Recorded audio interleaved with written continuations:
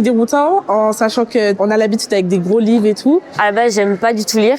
Et le fait que ça soit sur mon téléphone, ça change la façon de lire. Au début, j'ai commencé à stresser parce que j'ai toujours été habitué genre au contact avec le papier, genre changer les pages. Ça m'a un petit peu perturbée, mais finalement on s'habitue très vite puisque la lecture est quand même très fluide. Visuellement, c'est quand même toujours agréable. C'est plus compliqué pour nous, en tout cas certains jeunes, de lire un vrai livre en papier. Donc de pouvoir le lire sur son téléphone, c'est de se dire bon, je prends mon téléphone, là je sais que j'ai un livre, donc je vais le lire sur mon téléphone. Ça peut apporter une nouvelle vision de la lecture. À n'importe quel moment, on peut lire. Du coup, quand on a une petite pause entre les cours, On peut le lire partout, en tout temps, sans risquer de se dire que ah mince, je peux le salir, je peux l'abîmer et tout. Et c'est plus, je vais sur les réseaux sociaux direct, tu peux aller sur ton téléphone et lire ton livre. Donc c'est beaucoup plus pratique. Et puis aussi, c'est plus drôle parce que quand vos parents vous disent ah oui, tu traînes tout le temps sur les réseaux, ben là tu peux montrer que ben non, je lis, voilà.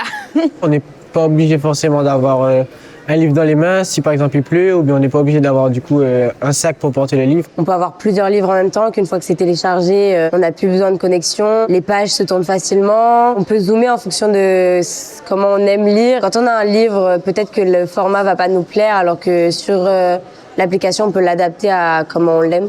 c'est un gain de temps et on peut pas se dire ah bah tiens, j'ai oublié mon livre à la maison. Bah non, du coup, on est sur le téléphone. Changer la police d'écriture. On pouvait aussi changer la luminosité pour ne pas nous faire mal aux yeux. On pouvait mettre plus sombre, plus clair. Ça, c'est très sympa. La manière de le rendre plus gros aussi qui fait que le livre est plus facile à lire pour nous en général. Vu qu'on peut pas souligner sur le livre de l'école, vous pouvez souligner dessus, genre on peut toujours souligner. Et après les gros passages importants, on va le répéter plus tard au prof, genre ce qu'on n'a pas compris. Certains livres ont des structures particulières et du coup, pour m'en rappeler, je faisais des petites surlignages, des annotations. On pouvait du coup annoter la page, la sauvegarder. Et ça, j'ai trouvé ça très pratique. Donc c'est plus simple à analyser, à se dire que ce passage m'a marqué, donc je vais le retravailler pour savoir pourquoi il m'a marqué. Il y a le pourcentage de lecture, à combien de temps vous êtes, combien de temps il vous reste, et ces indications sont précieuses. Je pense que oui. Oui, pareil, parce que je suis pas fan des livres, mais quand c'est sur le téléphone, c'est surtout dans notre génération, c'est plus facile. Mais je pense que ça va devenir plus populaire que les livres. Après, ça dépend des gens qui collectionnent les livres, mais ça va être plus utilisé, je pense.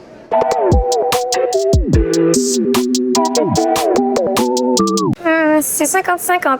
En même temps, on reste attaché au papier parce que le papier, des fois, c'est super intéressant d'avoir le livre en sa possession là, dans sa bibliothèque.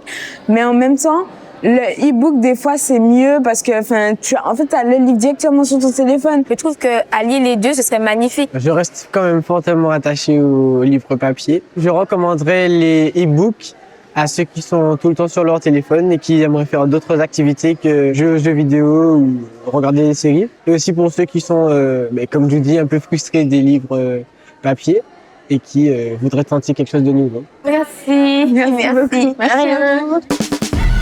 Flac.